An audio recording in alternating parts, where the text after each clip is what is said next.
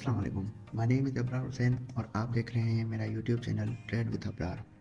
तो आज की इस वीडियो में क्या सीखने वाले हैं? तो आज की इस वीडियो में सीखने वाले हैं कि कैसे आप एक एसएनआर लेवल पर ट्रेड कर सकते हैं।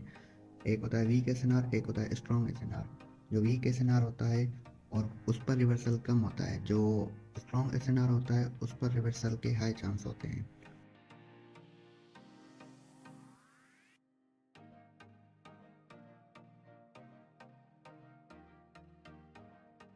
और चलते हैं ट्रेड की तरफ और कुछ ट्रेड लेते हैं ओटीसी मार्केट के अंदर, क्योंकि जो भी हम ट्रेड लेंगे ओटीसी मार्केट में ही लेंगे।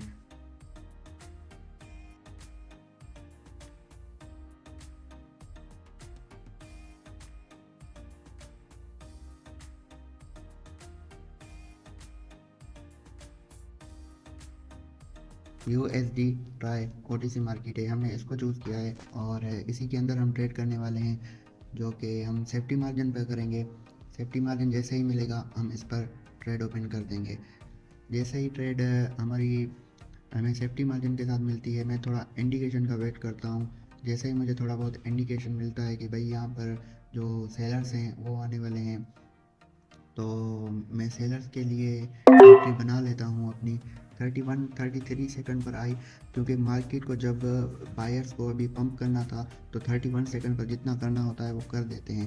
तो 33 सेकंड पर जैसे ही मार्केट आई हमने ट्रेड ओपन कर ली। ट्रेड हमारे उसी एग्जैक्ट पॉइंट पर ही, जो हमारा की पॉइंट था उधर ही ऊपर नीचे हो रही थी, लेकिन एट द एंड वो जो है हमारे पॉइंट से नीचे आती है, क्योंकि सेलर्स का प्रेशर ज़्यादा था। यहाँ पर आप देख सकते हैं सेलर का प्रेशर कितना है। सेलर का प्रेशर ज़्यादा होने की वजह से हमने ट्रेड डाउन की ली और ये सेफ्टी मार्जिन था। तो चलते हैं दूसरी ट्रेड की तरफ। तो इसको मैं थोड़ा स्पीड अप कर देता हूँ।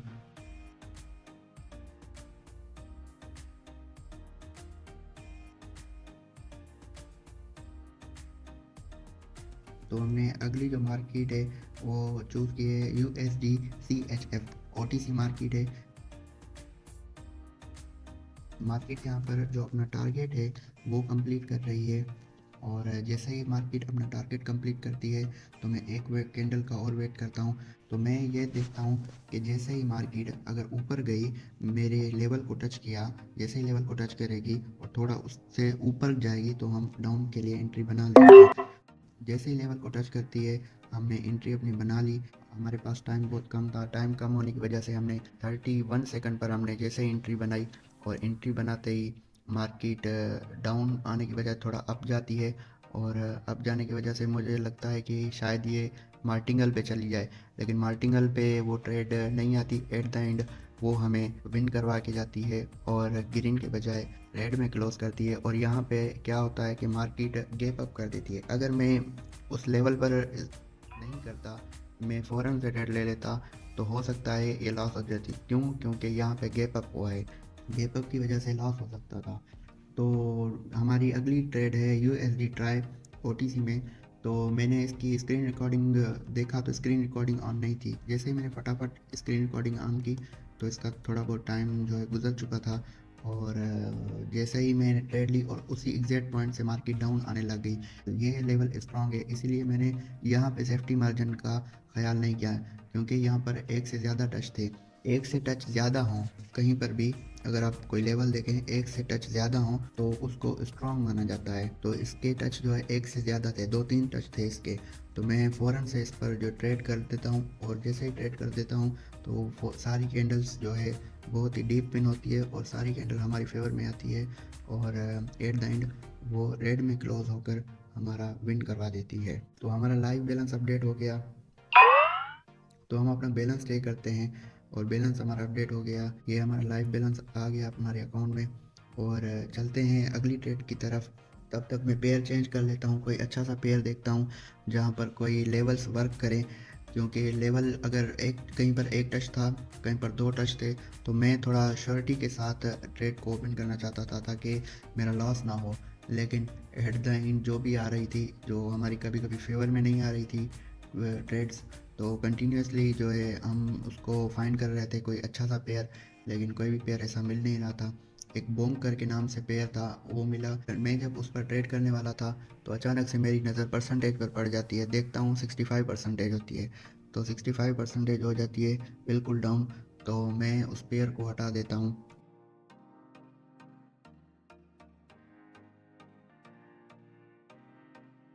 USD IDR यहाँ पे थोड़ा मुझे इंडिकेशन मैंने कहा मिले तो फिर ट्रेड ओपन करेंगे।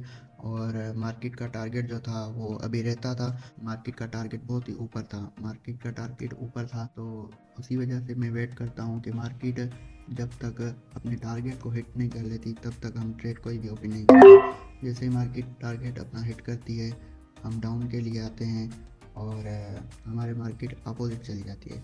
यहाँ पर टच थे, एक दो टच थे, और यहाँ पर मार्केट थोड़ी बहुत बदतमीजी कर देती है हमारी कैंडल के साथ और मार्केट अपोजिट जाती है।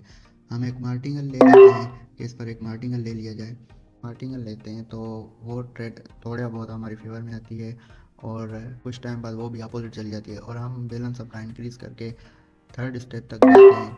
तो इस मार्केट ने कंटिन्यूसली 7-8 कैंडल बना ली थी, तो हम सोचते हैं कि भाई ये थर्ड टाइम ज़रूर आएगी, अगर हम इस पर ना लेते तो डेफिनेटली हमारा लॉस हो जाता। तो ये हमारा लॉस था, जो सारा लॉस कवर होकर हम विनिंग में आ गए, 1.11 प्रॉफिट में आ गए।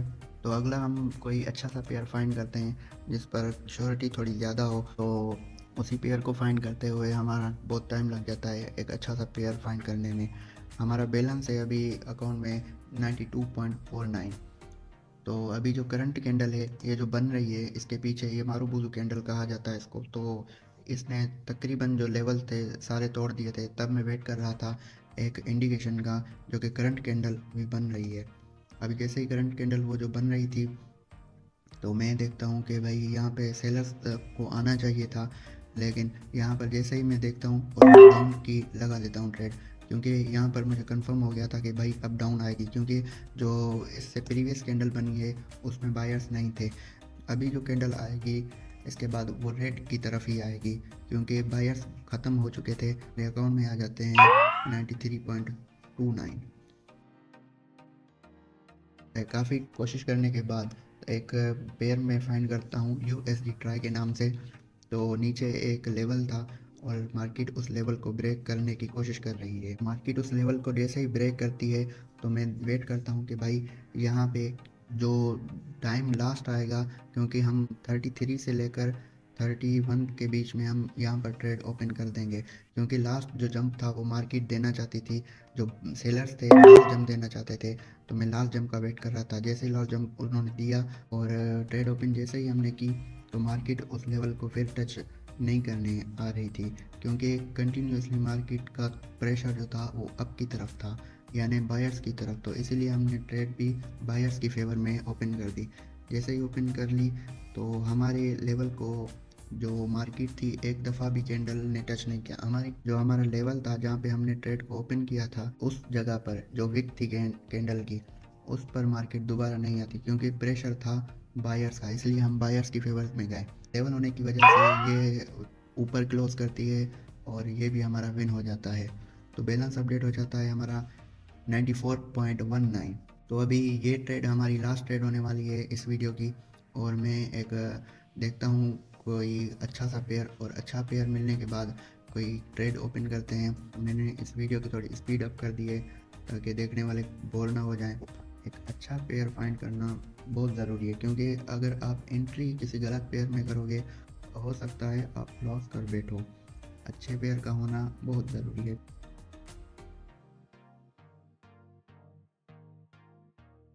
तो यहाँ पे यूरो यूएसडी में मैं कुछ देख रहा था, तो यहाँ पर सेलर का प्रेशर ज़्यादा था एज़ कम्पेयर टू बायर्स।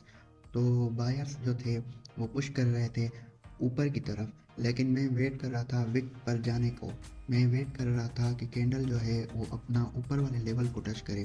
जैसे ही ऊपर वाले लेवल को टच करती है मैं थोड़ा और वेट करता हूँ, क्योंकि अभी टाइम पड़ा था बहुत ज़्यादा। करंट वाली कैंडल है उसी का वेट कर रहा था कि ऊपर वाले जो लेवल है वो उसी को जैसे ही टच करेगी और मैं अपनी ट्रेड ओपन कर दूंगा। जैसे ही उस लेवल को टच किया और टाइम भी हमारे पास 33 सेकंड बचे थे और हमने ट्रेड ओपन कर ली। जैसे ही ट्रेड ओपन कर ली तो फ़ौरन से सेलर का प्रेशर आया और मार्केट डाउन आ गई। तो जैसे ही मार्केट डाउन आई तो हम देखते हैं मार्केट कंटिन्यूसली अप गई थी और वहाँ पे जो प्रीवियस 2 कैंडल बनी हुई हैं वहाँ पर हमें थोड़ा इंडिकेशन मिला कि भाई यहाँ पे सेलर्स हैं। तो ऊपर एक लेवल भी था, हमने एग्जैक्ट बिल्कुल लेवल पर ही हमने ट्रेड ओपन की। रेड बने ग्रीन बने हमें कुछ भी नहीं है, क्योंकि हमारी 100% ये विन जाएगी और वैसा ही हुआ। तो इस वीडियो में फ़िलहाल इतना ही। मिलते हैं आपके साथ किसी अगली वीडियो में, तब तक के लिए अपना बहुत सारा ख्याल रखें। अल्लाह हाफिज़।